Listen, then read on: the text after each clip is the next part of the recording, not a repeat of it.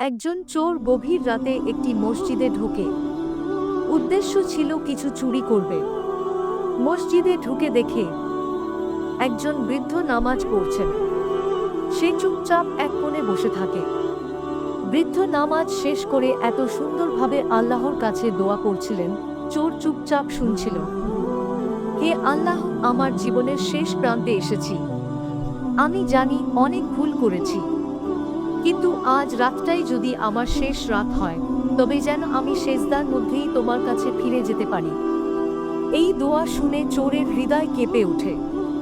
সে ভাবে এই মানুষটা কিছুই চায় না, শুধু আল্লাহর সেজদায় মৃত্যু চায়।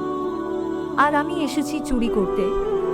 চোর উঠে দাঁড়ায়, বৃদ্ধের পাশে গিয়ে বলে, চাচা, আমার জন্য দোয়া করুন, আমি আর চুরি করব না। বৃদ্ধ কাঁদতে কাঁদতে তাকে জড়িয়ে ধরেন।